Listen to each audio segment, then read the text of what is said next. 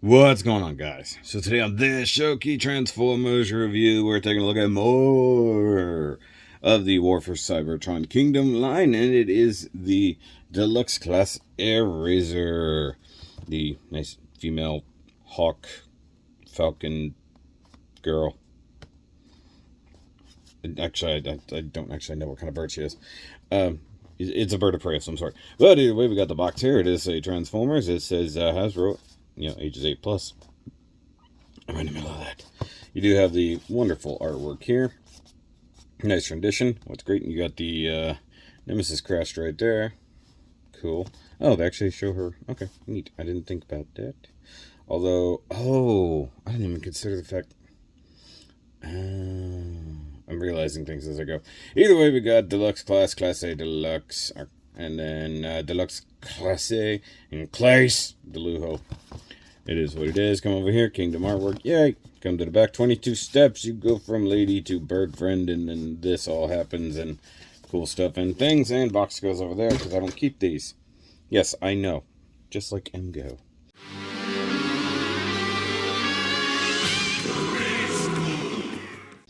Also inside the packaging, we got a character card, and this one is the Autobot Arc. I do have it on pre-order. Hopefully it comes in. I hope it doesn't do what all of my other Hasbro orders have done and come in at other places before it comes in on Pulse. So you get the crazy holographic version here, and then you peel the sticker, and then you get a Decepticon logo of it being crashing. Weird. No idea why it says Decepticon. It's like, it's fine if it's Autobot, if it's Decepticon, it falls. Now, they did finally apparently show off the arc properly in a stream this past week. I missed that, but it is smaller than anticipated. Whoa. Whoa. And, of course, in packaging, you do get instructions, but who needs those? By the way, guys, of course, if you don't know, I do out-the-box reaction videos to these things, and I try to fiddle with them and see if I can figure out, especially Transformers, how they transform without instructions. So I think those are probably going to live over on the secondary channel, but it will come out after this review. So if you are interested in seeing me kind of struggle and play with these things for the first time, by all means, you can check those things out. Also, a Taro video on how to get her into her bird mode, as we're seeing right here, is up on the second channel as well. I often forget to link them, but if you just go to Shoky Reviews 2, you'll find it. It's there. So in bird mode, she's bird. So she's a falcon or a hawk or a bird of prey of some sort. And one thing I pointed out in the Taro video, because I noticed it finally under these good lights, you actually have some paint going on here on these feathers, and you have nothing at all here, or really on the back of the head. But then you get some kind of really crappy stuff going on over here. So this is another case of them getting super lazy, partially through the thing. On the head, you get painted eyes, you get painted around the face, you get painted little beaky beak, and you can open the beak. It's just really hard, super tiny like that. You also can tilt her head down, can rotate it, so that's awesome and significantly better than Cheetor can do. Which is weird, because it's Cheetah. You do get her bird feeties down here, and I just realized how her robot feet are supposed to go. You do get exposed head syndrome, but at least it's turned in like that. I have a feeling that some third-party company will come along and probably just make a chest plate that can plug in right here and call it a day, and you don't see all the exposed birdery. You also get a little bit hole right there, which is perfectly good for a thing I had laying here a second ago, but now I can't figure out where it is. There it is. So, I have a crappy little Gundam stand, but it's perfect for actually getting her to fly. Yay! So if you have any kind of stands like this, you can do it. Also, I don't know why I didn't bother getting a shot of her with her wings out. In fact, I think what I'll do here, I needed a thumbnail for the Taro video. That's a little bit better. So let's go with that. Okay. So that's pretty cool in its own right. And of course she has weapon storage, which is right here on her legs, which is cool. It's also her normal weapon storage, I suppose. The only criticism I have of bird mode, other than needing a plate to cover all of this exposed bit, is that her tail, like this is her whole bird body, and then her tail is here. And then you get all this hanging out behind it. And, you know, in a way, she's also very similar to almost any version of Swoop in how she transforms, which totally makes sense. And then, of course, with the wings, you can flap them. You can kind of fold them up. There's a lot of double hinges, so you can kind of get her to sit differently. You can utilize her ankles down here to get her to kind of sit like a good girl, like a good girl bird. And then if we want to, we can bring in the rest of the Maximal crew. So we got another deluxe class Cheetor. Okay size there. We got Mr. Voyager Optimus back there, significantly bigger, obviously. And Rat Trap there. And then down the line, you know, the other female, like literally the other deluxe class female in Black Arachnia. And yeah, the dinosaur boys are frankly too complicated and too annoying to have bothered transforming them for this set. And yes, I am hoping that we get her lover boy cat sometime soon. So let's go ahead and get these other beasties out of the way. Which, by the way, guys, in case you don't know, I have to transform these en masse every time I do one of these reviews now. It's not fun. Not really. Okay, so let's go ahead and get her transformed up and start with the leggy legs. So we want to pull this out, and you can see there's a couple of yellow tabs right there that plug into the thighs.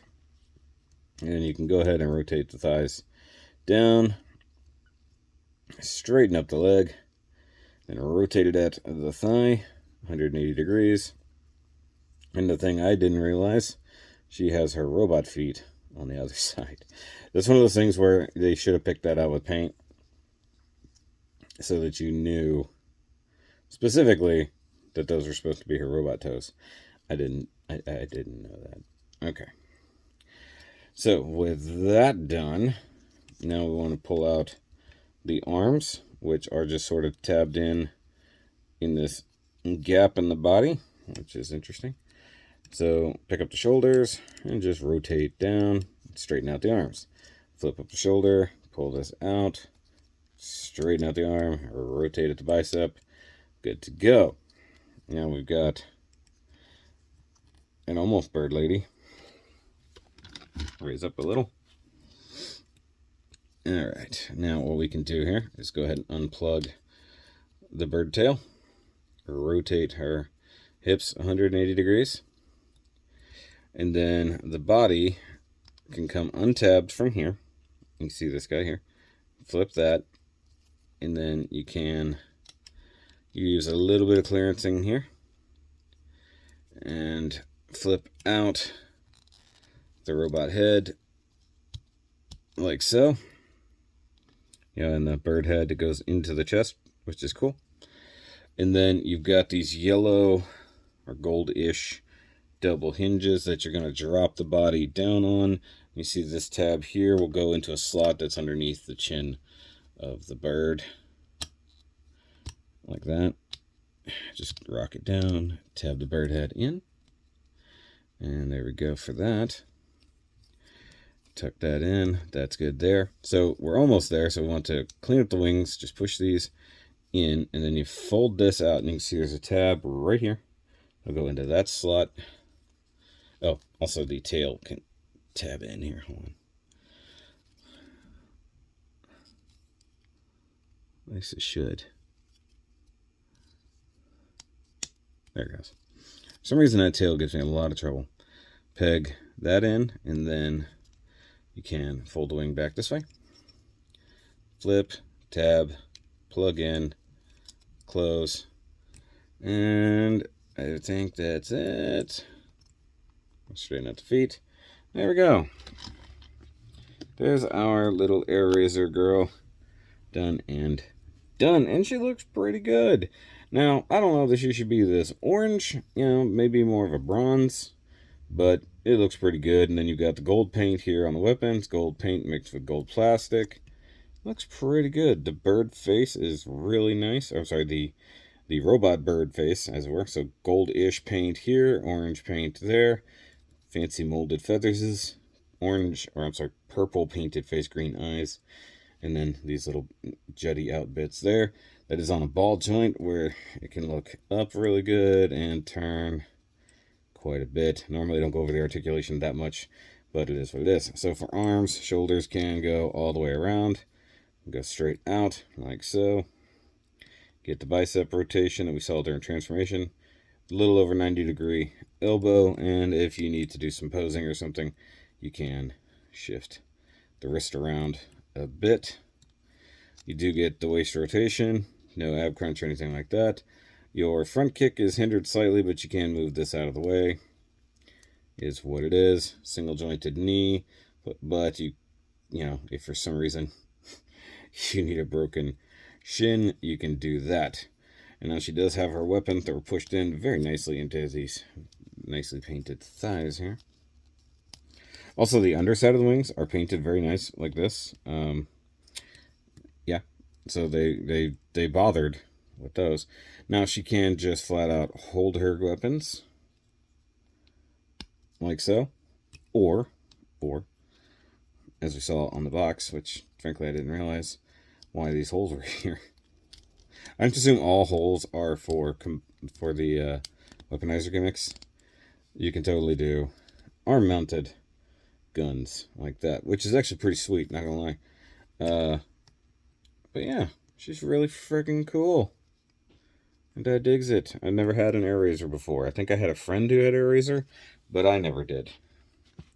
In fact, let me get a picture of that. So let's get this arm up a little bit more. Let's get this arm up and then like very purposefully like shooting something over there. And get the leg. Okay, so there's no thigh rotation, which is a little weak in my mind. Get the hips turned, get the feet turned the right way.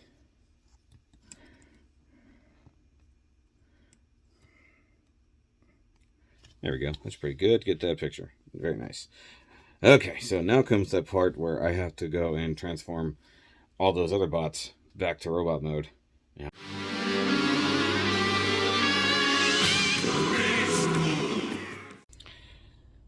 Okay, now that I've done all that, so let's bring in Rat Trap, you know, who's a core class. Let me move these back just a little bit. So, core class Rat Trap, Deluxe Cheetors, and Black Arachnia. Yeah, when she was on their side finally. So they're roughly the same size, and even though they're both, you know, of the female persuasion, so to speak, they don't share any kind of parts, which I find great, because we got so many fembots in the rest of this line that were identical, essentially. So to have two fembots that have nothing to do with each other is pretty awesome. Though they already are reusing her mold for some kind of Beast Wars Skywarp or something like that. So it is what it is. Also, I forgot, let's go ahead and bring in Dinobot, because he does technically switch sides early on in the Beastie Warsies. So it is what it is. Let's move the Trat of Rappiness up here. The Trat of Rappiness. Rat of Trappiness. Whatever. Trappiness. And then way back here, big purple boy. Let's just balance this out on the screen slightly. Here we go. There's the whole cast as we have them. Can't wait for Rhinox. I believe he's next. Tigertron, eventually. You know, so she can have her thing. I don't know if they're going to get into, like, the Season 2 stuff, or they're just going to go with Season 1. We'll see what happens. Oh, Scorponok. Scorponok's coming, too. I forgot about Scorponok. Speaking of Scorponok, I have a third-party Legend Scale Scorponok review coming very soon, and you guys might like that one. I know I kind of do, and I didn't think I would. So, because that's going to be it for this Airazor review, make sure you go check out the Taro video over on the Shoki Reviews 2 channel. And, yeah, also look out for the out-the-box reaction videos as well, if you're remotely interested in that. And I'll see you guys next time. Remember, as always, keep on nerding.